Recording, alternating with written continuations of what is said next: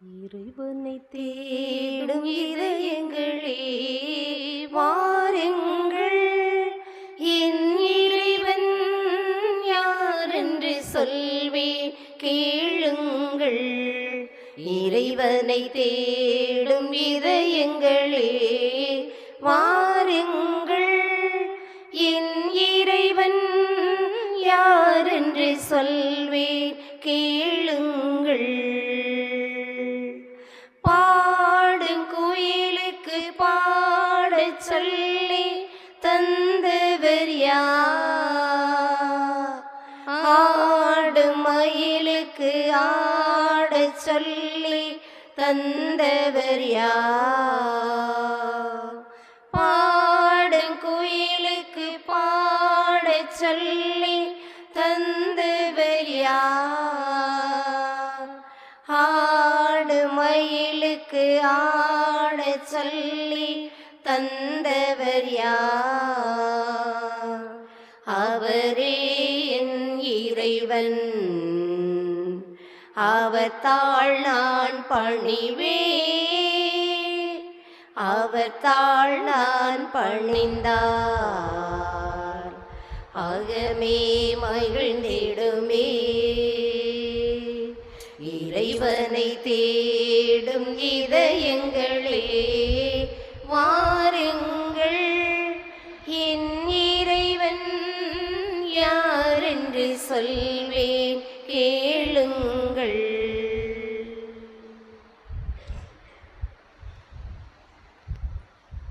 தந்தை மகன் தூயாவியார் பெயராலே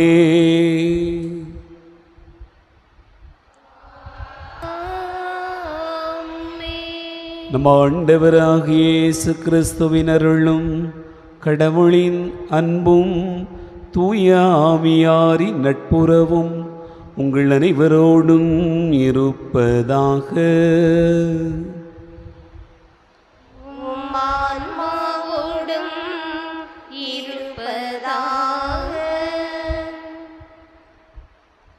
ஆண்டவர் இயேசு கிறிஸ்துவில் அன்பு நிறைந்த சகோதர சகோதரிகளை, இறைவன் நமக்கு இந்த புதிய நாளை தந்திருக்கிறார். இந்த இனிய நாளுக்காக நாம் ஆண்டவருக்கு நன்றி கூறுவோம். நாளின் செயல்கள் ஒவ்வொன்றையும் இறைவன் ஆசீர்வதித்திட நாம் வேண்டுவோம். இன்று நம் அன்னையாம் திருச்சபை அன்னை மரியாளின் மாசற்ற இதயத்தை நினைவு கூர்ந்து ஜெபிக்கிறது. தன்னுடைய இதயத்தால் ஆண்டவர் இயேசுவுக்கு முழுமையான அர்ப்பணத்தை வெளிப்படுத்தியவர் மரியாள் என்று நாம் பார்க்கிறோம். இறைவனுடைய விருப்பத்தை நிறைவேற்றுவதையே தன்னுடைய வாழ்க்கையினுடைய முதன்மையான வேலையாக தன்னுடைய இதயம் முழுக்க கொண்டிருந்தார். அந்த மரியாளை கொண்டாடுகிற வேளையில் நாமும் ஆண்டவருடைய விருப்பத்தை அறிந்தவர்களாக பயணிக்க மன்றாடுவோம். திருப்பலியில் சிறப்பாக மரிய அந்தோணிராஜ் ஜெயராக்கினி குடும்பத்தார் கூடக்கூடிய நன்றி திருப்பலியாக வேண்டுவோம். இந்நாள் வரை இறைவன் செய்திருக்கக்கூடிய அனைத்து நன்மைகளுக்கு நன்றியாகவும், கணவன் மனைவி இருவருக்கு நல்ல உடல் உள்ள சுகத்தை கொடுத்ததற்கு நன்றியாகவும், தொடர்ந்து இறைவனுடைய கரம் குடும்பத்தை வழிநடத்தும்படியாகவும் நாம் வேண்டுவோம். எல்லாம் வல்ல இறைவனிடமும் சகோதர சகோதரிகளே எங்களிடமும் நான் பாவியனை ஏற்றுக்கொள்கிறேன். ஏனெனில் என் சிந்தனையாலும் சொல்லாலும் செயலாலும் கடமையில் தவறியதாலும் பாவங்கள் பல செய்தேன். என் பாவமே, என் பாவமே, என் பெரும் பாவமே. ஆகையால் எப்பொழுதும் கன்னியான புனித மரியாளையும் வானதூதர் புனிதர் அனைவரையும் சகோதர சகோதரிகளே உங்களையும் நம் இறைவனாகிய ஆண்டவரிடம் எனக்காக வேண்டிக் கொள்ள மன்றாடுகிறேன். எல்லாம் வல்ல இறைவன் நம் மீது இரக்கம் வைத்து நம் பாவங்களை மன்னித்து நம்மை நிலைவாழ்வுக்கு அழைத்து செல்வாராக. ஆமென். இரக்கமாயிரும் ஆண்டவரே, இரக்கமாயிரும். கிறிஸ்துவே இரக்கமாயிரும். கிறிஸ்துவே இரக்கமாயிரும். ஆண்டவரே இரக்கமாயிரும். ஆண்டவரே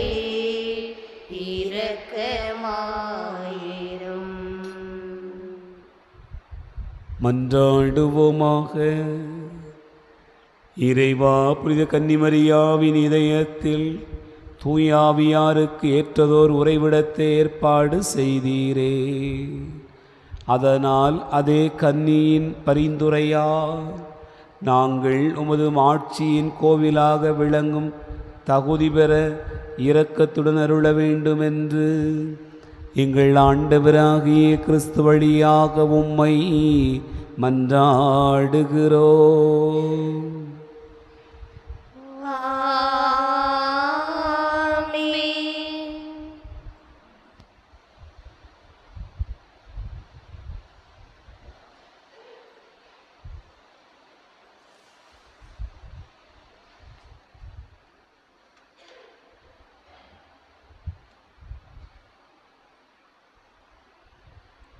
முதல் வாசகம்.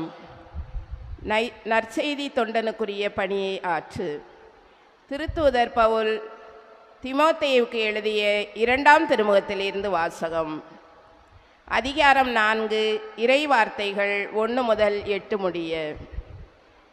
திருத்தூதர் பவுல் தீமோத்தேயுவுக்கு எழுதிய 2ஆம் திருமுகத்திலிருந்து வாசகம்.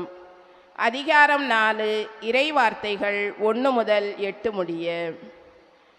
அன்புக்குரியவர்களே, கடவுள் முன்னிலையிலும் வாழ்வோருக்கும் இறந்தோருக்கும் தீர்ப்பு அளிக்கப் போகிற கிறிஸ்து இயேசு முன்னிலையிலும் அவர் தோன்றப்போவதை முன்னிட்டும் அவரது ஆளுகையை முன்னிட்டும் நான் ஆணையிட்டு கூறுவது, இறை வார்த்தையை அறிவி.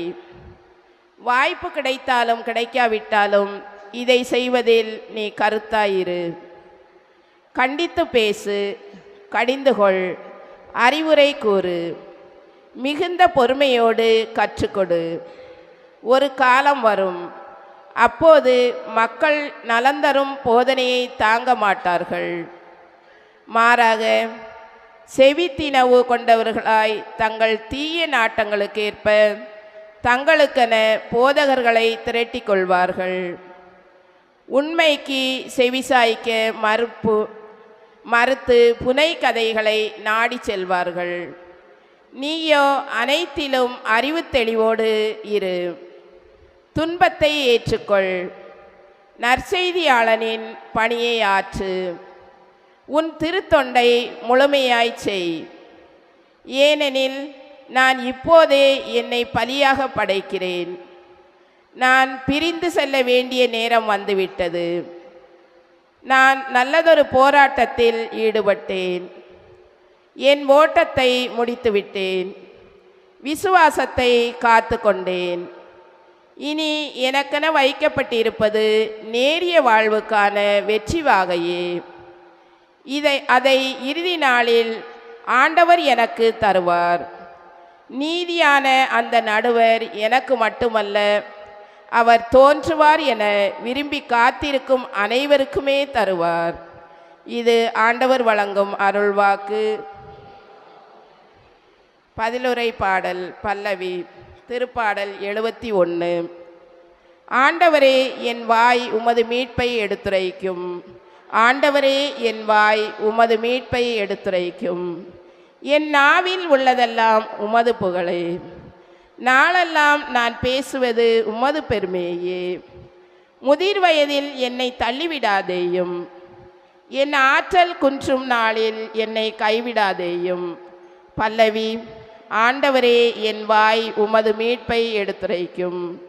நான் என்றும் நம்பிக்கையோடு இருப்பேன். மேலும் மேலும் உம்மை புகழ்ந்து கொண்டிருப்பேன். என் வாய் நாள்தோறும் உமது நீதியையும் நீர் அருளும் மீட்பையும் எடுத்துரைக்கும். பல்லவி. ஆண்டவரே, என் வாய் உமது மீட்பை எடுத்துரைக்கும். தலைவராகிய ஆண்டவரே, உமது வலிமை மிகு செயல்களை எடுத்துரைப்பேன். உமக்கே உரிய நீதி முறைமையை எடுத்துரைப்பேன். கடவுளே, என் இளமை முதல் எனக்கு கற்பித்து வந்தீர். இனிவரும் நாட்களிலும் வியத்தகு செயல்களை அறிவிப்பேன். பல்லவி. ஆண்டவரே, என் வாய் உமது மீட்பை எடுத்துரைக்கும். என் கடவுளே, நான் வீணையை கொண்டும் உம்மையும் உமது உண்மையையும் புகழ்வேன். இஸ்ரேலின் தூயரே, யாழிசைத்து உம்மை புகழ்ந்து பாடுவேன். பல்லவி. ஆண்டவரே, என் வாய் உமது மீட்பை எடுத்துரைக்கும். ஆண்டவரே, என் வாய் உமது மீட்பை எடுத்துரைக்கும்.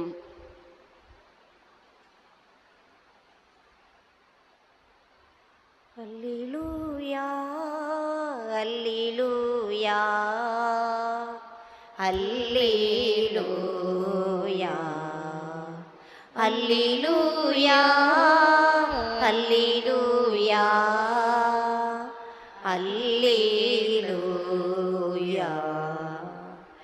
இறைவாக்கை தம் உள்ளத்தில் இருத்தி வைத்து சிந்தித்து வந்த மரியா பேறு பெற்றவர். அல்லேலூயா, அல்லேலூயா, அல்லேலூயா. ஆண்டவர் உங்களோடு இருப்பாராக. உம் ஆன்மாவோடும் இருப்பாராக. தூய மார்க்கு எழுதிய நற்செய்தியிலிருந்து வாசகம். ஆண்டவரே, மாட்சி உமக்கே. மார்க்கு நற்செய்தி அதிகாரம் 12 இறை வார்த்தைகள் 38 முதல் 44 முடிய. இயேசு கற்பித்துக் கொண்டிருந்த போது மறைநூல் அறிஞர்களை குறித்து கவனமாயிருங்கள். அவர்கள் தொங்கல் ஆடை அணிந்து நடமாடுவதையும் சந்தை வெளிகளில் மக்கள் தங்களுக்கு வணக்கம் செலுத்துவதையும் விரும்புகிறார்கள். தொழுகை கூடங்களில் முதன்மையான இருக்கைகளையும் விருந்துகளில் முதன்மையான இடங்களையும் பெற விரும்புகிறார்கள். கைம்பெண்களின் வீடுகளை பிடுங்கிக் கொள்கிறார்கள். நீண்ட நேரம் இறைவனிடம் வேண்டுவதாக நடிக்கிறார்கள். கடும் தண்டனை தீர்ப்புக்கு ஆளாகவிருப்பவர்கள் இவர்களே என்று கூறினார். இயேசு காணிக்கை பெட்டிக்கு எதிராக அமர்ந்து கொண்டு மக்கள் அதில் செப்பு காசு போடுவதை உற்று நோக்கி கொண்டிருந்தார். செல்வர் பலர் அதில் மிகுதியாக போட்டனர். அங்கு வந்த ஒரு ஏழை கைம்பெண் ஒரு கொதிராந்துக்கு இணையான 2 காசுகளை போட்டார். அப்பொழுது அவர் தம் சீடரை வரவழைத்து, இந்த ஏழை கைம்பெண் காணிக்கை பெட்டியில் காசு போட்ட மற்ற எல்லாரையும் விட மிகுதியாக போட்டிருக்கிறார் என உறுதியாக உங்களுக்கு சொல்கிறேன். ஏனெனில் அவர்கள் அனைவரும் தங்களுக்கு இருந்த மிகுதியான செல்வத்திலிருந்து போட்டனர். இவரோ தமக்கு பற்றாக்குறை இருந்தும் தம்மிடமிருந்த அனைத்தையுமே, ஏன் தம் பிழைப்புக்காக வைத்திருந்த எல்லாவற்றையுமே போட்டுவிட்டார் என்று அவர்களிடம் கூறினார். ஆண்டவரின் அருள்வாக்கு. கிறிஸ்துவே உமக்கு புகழ்.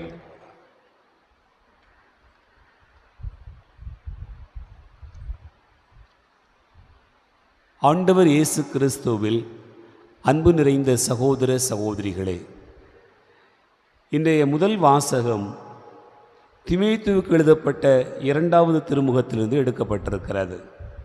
இந்த 2வது திருமுகத்தினுடைய 4வது அதிகாரம் 2வது வசனத்தை நான் வாசிக்கிற போது நமக்கு ஒரு புதிய செய்தியை ஆண்டவர் தருவதை இன்றைய நற்செய்தி பகுதியோடு இணைத்து சிந்திக்க முடியும்.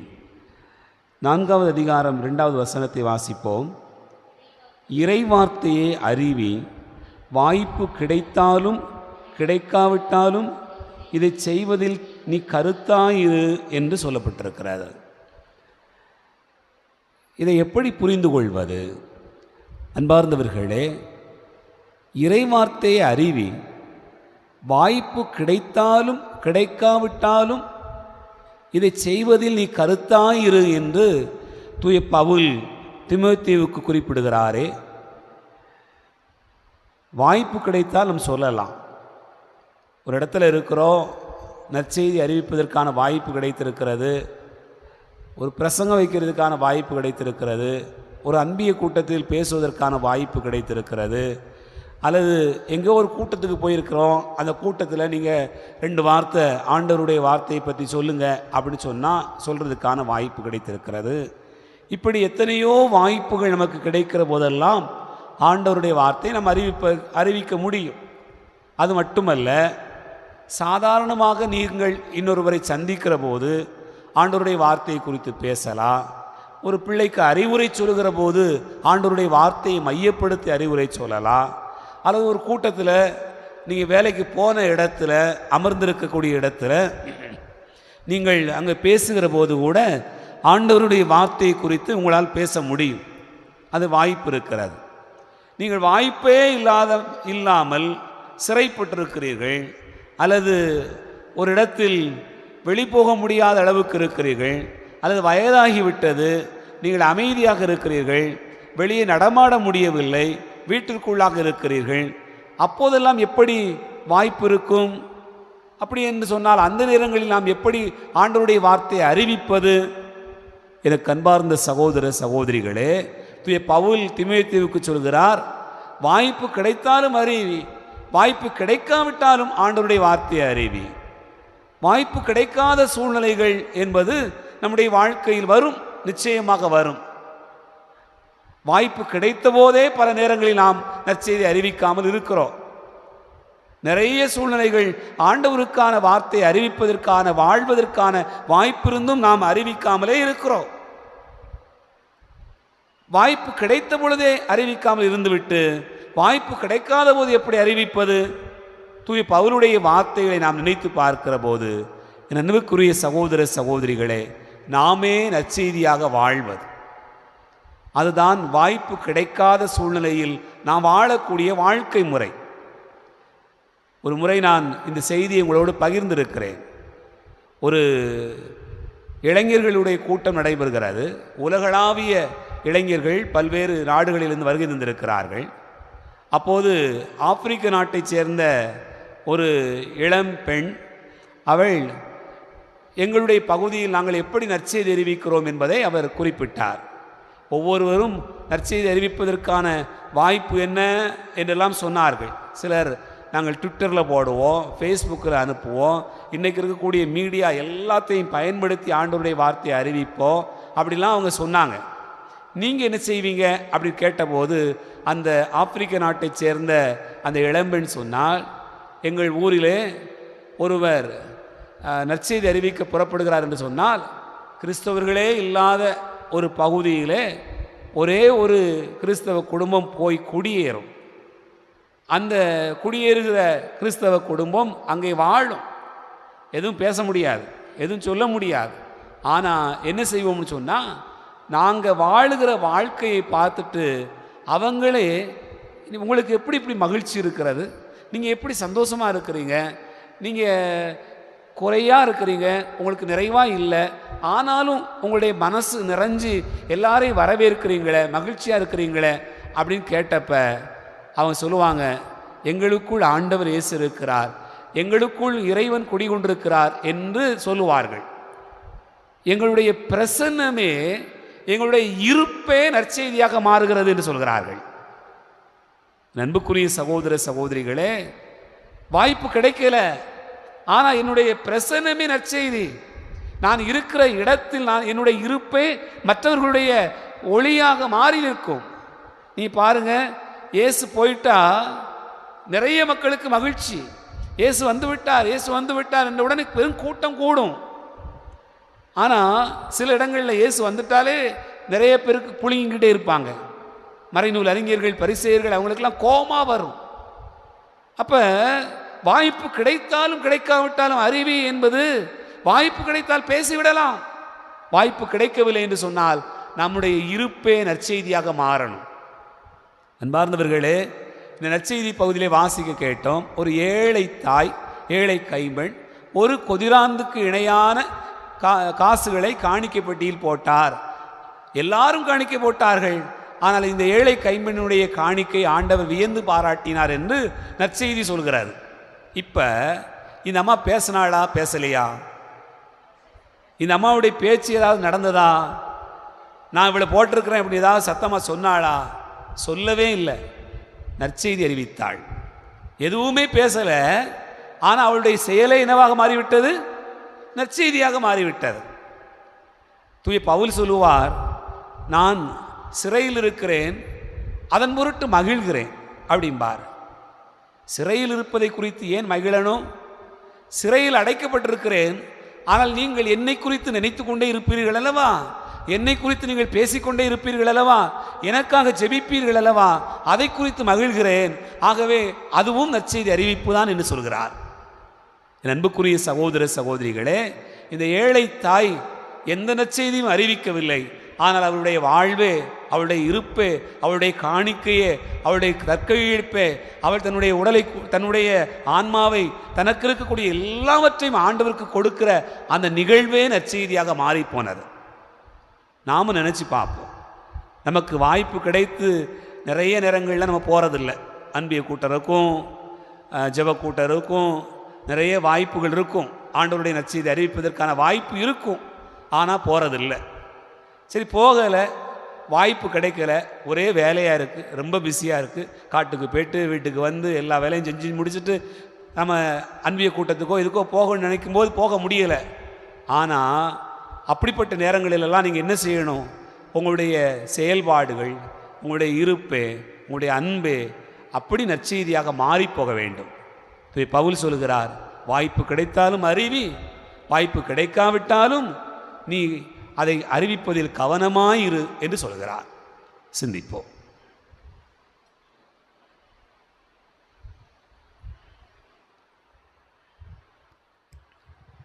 இறைவனின் அருள்மொழி கோபுரத்தில் நான் இருவிழி தீபங்கள் ஏற்றி வைத்தேன்.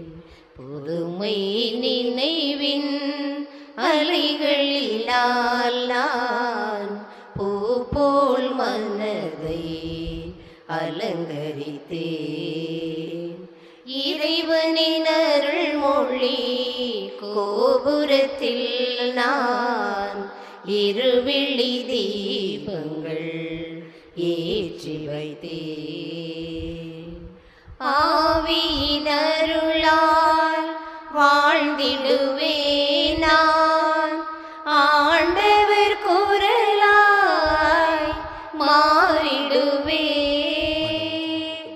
ஆவியின் அருளால் வாழ்ந்திடுவேன் நான், ஆண்டவர் குரலாய் மாறிடுவேன்.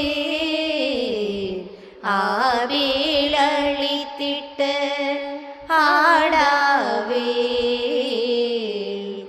ஆவேல் அளித்திட்ட ஆடாவே நான், அபிரகம் தந்த மகனாவே. இறைவனின் அருள்மொழி கோபுரத்தில் நான் இருவிழி தீபங்கள் ஏற்றி வைத்தேன். சகோதர சகோதரிகளே, என்னுடையது உங்களுடையதுமான இந்த பலி எல்லாம் வல்ல தந்தையாக இறைவனுக்கு ஏற்றதாகும்படி செபியுங்கள். ஆண்டவர் தமது பெயரின் புகழ்ச்சிக்காகவும் ஆட்சிக்காகவும் நமது நன்மைக்காகவும் புனித திரு அவை அனைத்தின் நலனுக்காகவும் மது கை நின்று பலியை ஏற்றுக்கொள்வாராக. ஆண்டவரே, கடவுளின் தாய் புனித மரியாவின் மாசற்ற இதய நினைவு கொண்டாட்டத்தில் நம்பிக்கையாளரின் மன்றாட்டுக்களையும் காணிக்கைகளையும் கண்ணோக்கி அருளும். அதனால் இவை உமக்கு ஏற்றவையாகி முது மன்னிப்பின் உதவியை எங்களுக்கு பெற்றுத்தர வேண்டுமென்று எங்கள் ஆண்டவராகிய கிறிஸ்து வழியாக உம்மை மன்றாடுகிறோம்.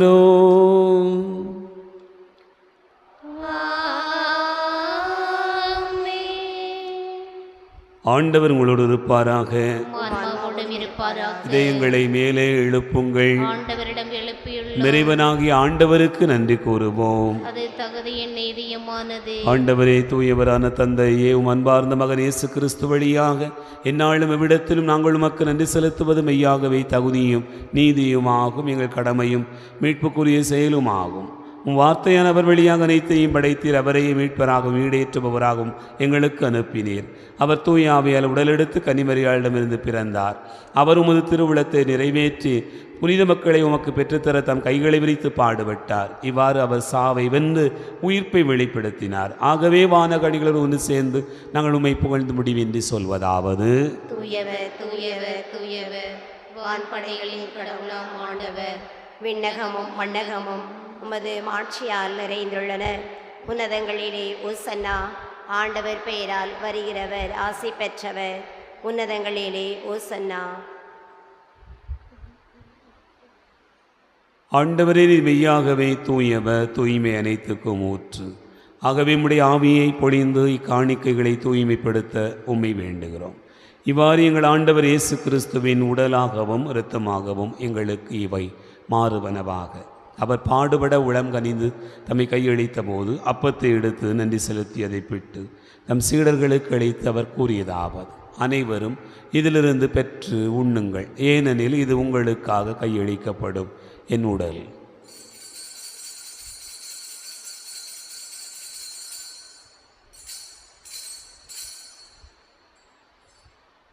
அவ்வண்ணமே இரவு விருந்து அருந்திய பின் கிண்ணத்தை எடுத்து மீண்டும் உமக்கு நன்றி கூறி தம் சீடர்களுக்கு அளித்தவர் கூறியதாவது: அனைவரும் இதிலிருந்து பெற்று பருகுங்கள், ஏனெனில் இது புதிய நிலையான உடன்படிக்கைக்குரிய என் இரத்தத்தின் கிண்ணம். இது பாவ மன்னிப்புக்கென்று உங்களுக்காகவும் பலருக்காகவும் சிந்தப்படும். இதை நினைவாகச் செய்யுங்கள்.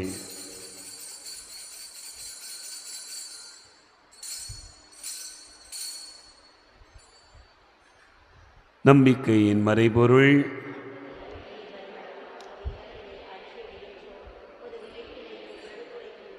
ஆகவே ஆண்டவரை, நாங்கள் கிறிஸ்துவின் இறப்பினையும் உயிர்ப்பினை நினைவு கூர்ந்து வாழ்வு தரும் அப்பத்தையும் மீட்பளிக்கும் கிண்ணத்தையும் உமக்கு ஒப்புக் கொடுக்கிறோம்.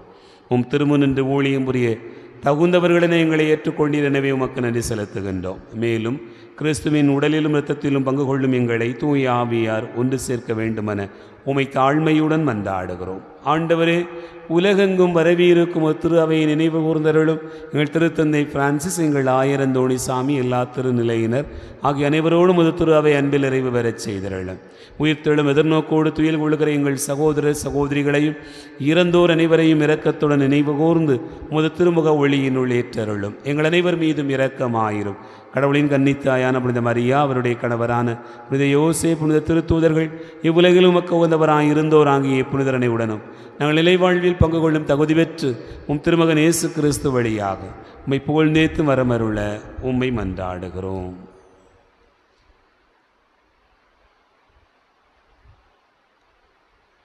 இவர் வழியாக இவரோடு இவரில் எல்லாம் வல்ல இறைவனாகிய தந்தையே, தூயாவியாரின் ஒன்றிப்பில் எல்லா புகழும் மாட்சியும் என்றென்றும் உமக்கு உரியதே.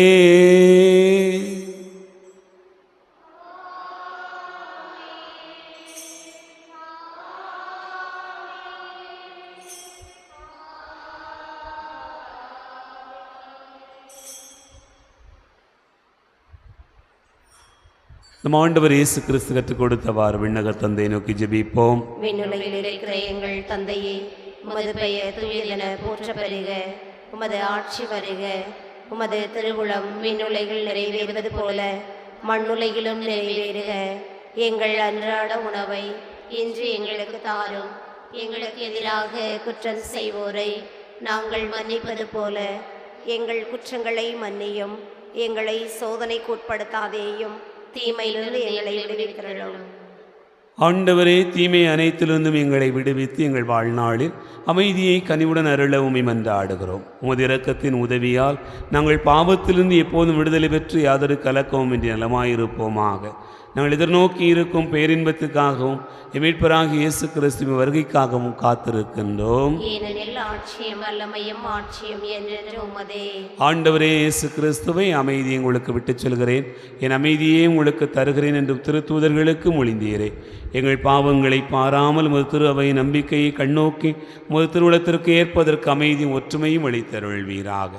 என்றென்று வாழ்ந்து ஆட்சி செய்கின்றவர் நீரே. ஆண்டவருடைய அமைதி உங்களோடு இருப்பதாக. ஒருவருக்கொருவர் அமைதியை பகிர்ந்து கொள்வோம். உலகின் பாவங்களை போக்கும் இறைவனின் செம்மறியே, எங்கள் மேல் இரக்கமாயிரும்.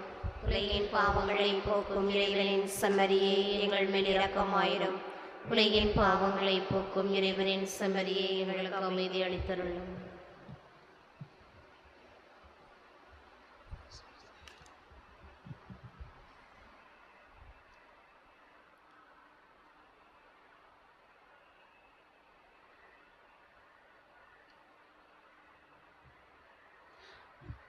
இதோ இறைவனின் செம்மறி, இதோ உலகின் பாவங்களை போக்குகிறவர். செம்மறியின் விருந்துக்கு அழைக்க பெற்றோர் பேறு பெற்றோர்.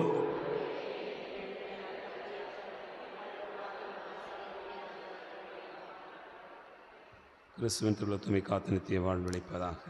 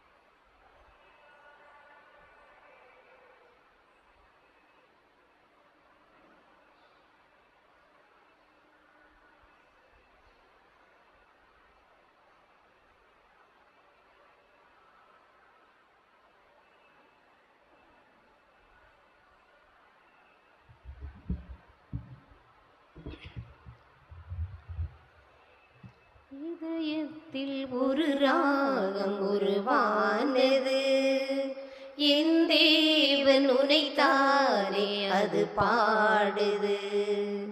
உதயத்தை என் மனமும் தினம் தேடுது, உனக்காகத்தானே என் உயிர் வாழுது. இதயத்தில் ஒரு ராகம் உருவானது,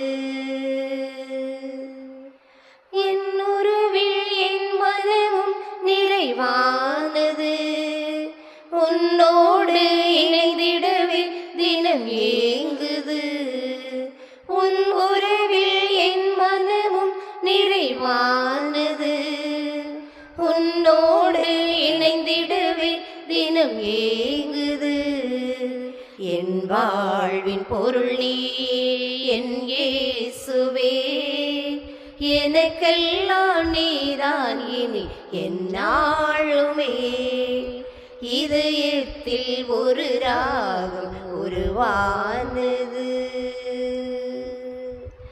எனக்கென்று தஞ்சமும் நெஞ்சமல்லவா, எனக்கென்று துணை புரியும் தெய்வமல்லவா. எனக்கென்று தஞ்சமும் நெஞ்சமல்லவா, எனக்கென்று துணை புரியும் தெய்வமல்லவா. கல்லான என் நெஞ்சம் கரைந்தோடுமே, கசிந்துருகும் உன் கருணை கண் பார்வையில். இதயத்தில் ஒரு ராகம் உருவானது, என் வாழ்வு புது வாழ்வாய் மலர்ந்தோங்கிட, உன்னடியின் சுவடுகளில் நான் நடந்திட.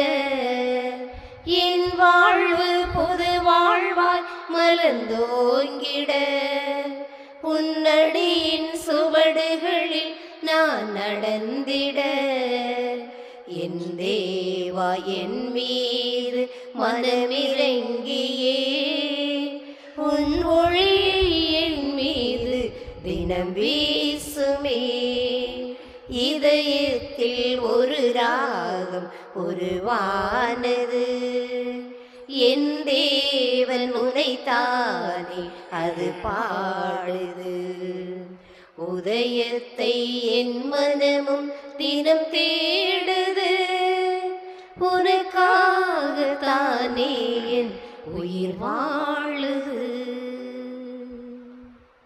மன்றாடுவோமாக. ஆண்டவரே, உம் திருமகனுடைய தாயின் நினைவு கொண்டாட்டத்தை மகிழ்ந்திருக்கிற நாங்கள் நிலையான மீட்பில் பங்கு பெற உம்மை பணிவுடன் வேண்டுகிறோம். அதனால் உமது அருளின் நிறைவால் மாட்சியேறும் நாங்கள் மீட்பின் தொடர் வளர்ச்சியை துய்த்துணரச் செய்ய வேண்டுமென்று எங்கள் ஆண்டவராகிய கிறிஸ்து வழியாக உம்மை மன்றாடுகிறோம்.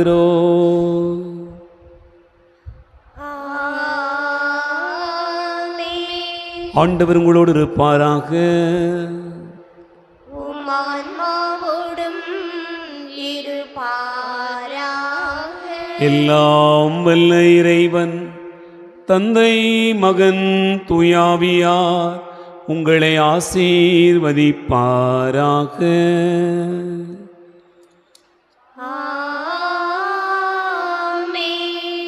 சென்று வாழுவோம். திருப்பலி நிறைவேறிற்று.